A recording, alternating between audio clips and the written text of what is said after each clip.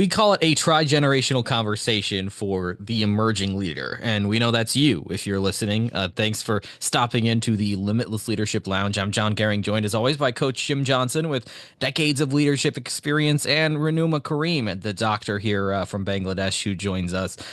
She also has a lot of leadership experience as well. And we're here to learn. We're here to share some things, and also we'd love to learn from you, and if you've gotten value from us, we'd love it if you'd leave us a review and get in touch with us through our email or also through our social media profiles. So let's dive right into our topic today as we begin a new year. We're talking about something that I think has gained some momentum and popularity in recent years, especially, and I've heard a lot of it this year. And Coach, you said you have a word and a phrase for this upcoming year, and I think a lot of people are doing that now. I think that's so important to set an intention and a tone for the year. So, Coach, what is your word and phrase for 2025? Yeah, so I just want to give two quick little history things. Number one is I used to always have a slogan for our team for every season, and like play hard, play smart, play together was an example of a slogan. So we did that a lot every year and kind of try to hang our hat, and often would make T-shirts about it. But then after I retired, I started, I'm a big studier of different leadership people. And the person I've started to read a lot about and listen to the last few years, and I listened to his podcast, his name is Jon Goehring. And one of the things he talked about was having a word for the year. And so last year, the word I had in 2024 was intention, that I wanted to be more intentional about the things that I did in my life and do it for the right reasons. And so this year, as I was thinking of the word, I decided that I was actually going to do a little slogan. And I'm also a big Ed Milet fan. For those that listen are familiar with Ed, he has a big podcast and has written a few books. And one of his books is do one more. And that's actually what I established for this year. And to give you an idea, is my slogan is do one more, or my short phrase. And it really has been helpful already. I'm a big exercise buff. And, now when I do 10 push-ups, I'm thinking about, all right, I got the 10, I got to do 11. All right. And the same with, if I do my emails to my clients or potential clients, all right, I'm going to do 10. Nope, I got to do 11. But the thought of that process, just think from a business perspective. Let's take a salesperson, and you want to say you got to make 5 sales calls for the day. But then after you get done with 5, you say, you know what? I'm going to do one more. I'm going to do 6. Well, think about that if you're consistently and you work for 50 weeks a year at approximately 5 days every week for those 50. That's 250 more calls you do. And the law of compounding interest is amazing when you think about that. By just doing one more, or, in fitness, I'm at 40 minutes on the treadmill. I do one more, 41 minutes, and then every time you do that, if you don't have to go be bonkers on this, that every day I got to do one more, because then that can be endless and can create an issue the other way. But just the concept of really, giving your best effort and then just doing one more is something that I'm really embracing for this year. And we're going to encourage you as we go into Renuma and John. They're going to talk a little bit about what is your word or the slogan or the short phrase that you're going to embrace for this year? And we'd love to have you share it with us, and we can maybe talk a little bit more in another podcast. So, Renuma, how about you? You got a phrase or a word for 2025? Oh, yes, coach, but I love the one more. I could add that too in my list.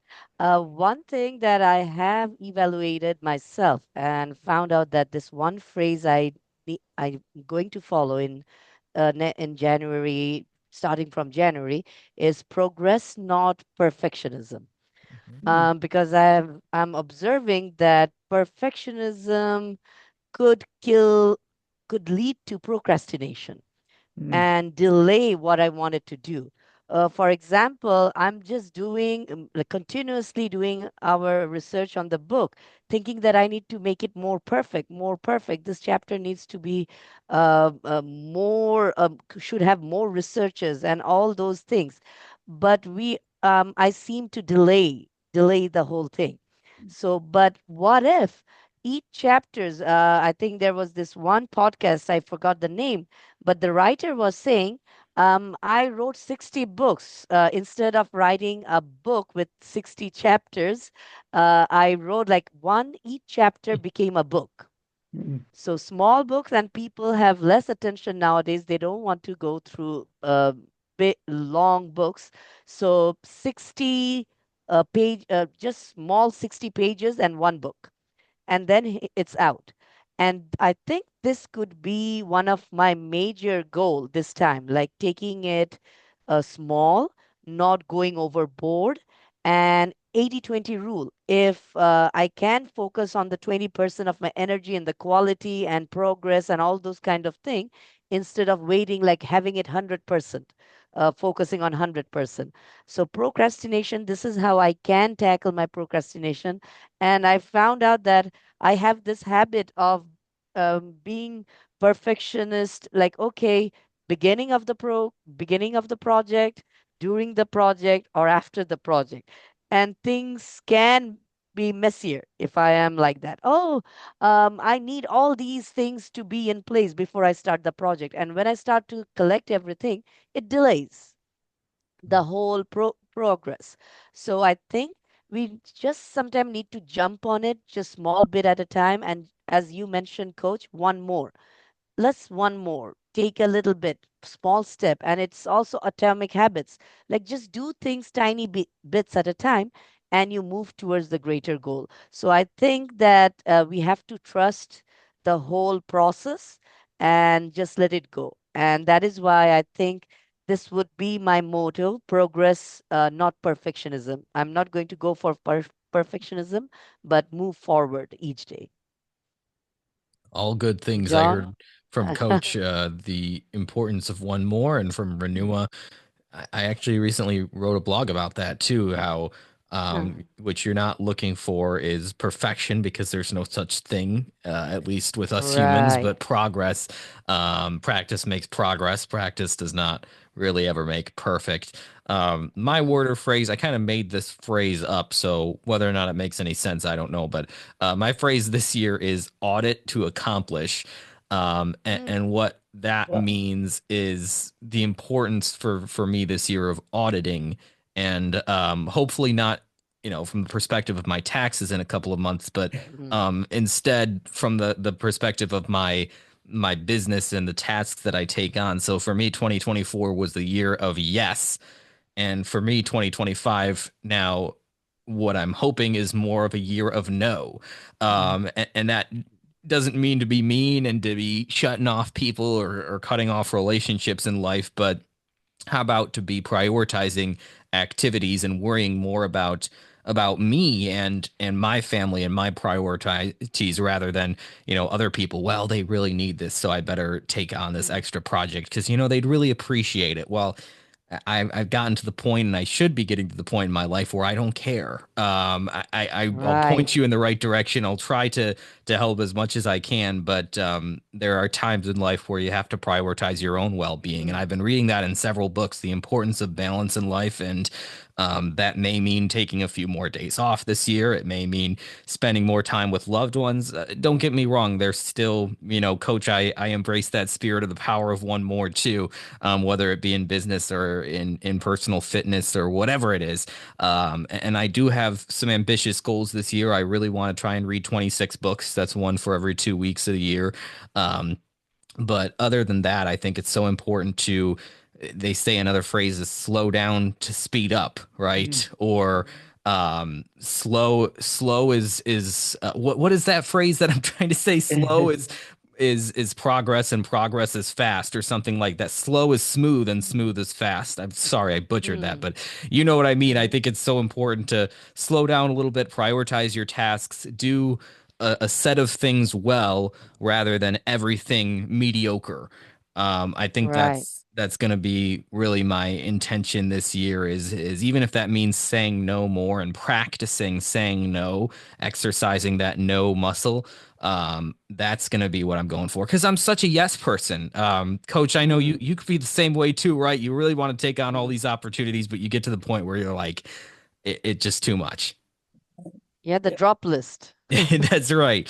right. So we want to know from you, before we get final thoughts from Coach and Renuma, we want to know from you what your word or phrase is of the year. And if you don't have one, I know it's late January, but I think it's a great opportunity for you to create one right now because we still got 11 full months of 2025, which, we all want to be on the right path here. So set your intention because we'd love to hear from you. There's no right or wrong answer to this. Coach Renuma, any final thoughts? Yeah, I just had, you guys had said some wonderful things, and I just want to reemphasize one thing. As you're picking a word or short phrase or slogan, whatever you'd like to call it, is then really think about what is one habit that you can either add or delete. Following on John, the power of yes, now the power of saying no. So how can I, maybe in John's case, it's okay, I got to say no at least once each day or whatever it is. The same concept with Rehnuma, with the progress over perfection. So the concept is finding one habit that you can either add or delete that can really blossom the word or the slogan or phrase that you want to do this year. And we're really hoping that your 2025 will be your best year ever. It's wonderfully said, Coach. And I want to chime in what John said. It's so important to say no. I think this is one skill that I have recently mastered. If my body is not taking it, if I don't feel like it, and just saying no is so freeing. It gives me the time to focus on myself and what is important, my family, my work, and not pleasing everybody because we cannot please everyone. And that is also a progress. And it's not easy task to say no. Sometimes we just flow with the moment and just say yes because we want to make everybody happy. But if we cannot make ourselves happy, we don't have the power to make others happy. So one of my goal and one of my advice to everybody is focus on ourselves. Mhm. Uh, so it's not selfish. It is not narcissist. Being taking care of yourself, editing your life, that is needed for us to grow and be productive in this world. Mm. And just from a leadership perspective, just read this in a book, and I think this is so important for us to remember. A great analogy: when you get on an airplane, one thing that they tell you in an emergency, right, is that if you're trying to help somebody else, make sure you put your oxygen mask on first, right? And that's Right. life too. We need to gather our oxygen masks, and that's not out of some selfish ambition to make sure that we're Mm, safe and everybody else can just go, whatever. But it's so important in life too that we really can't help anybody if we can't breathe. So it's mm. actually most efficient in being a servant leader to have your oxygen mask on first. So that's really important. The power of one more, coaches phrase for the year, which is a great book, by the way, by Ed Milet, as you mentioned.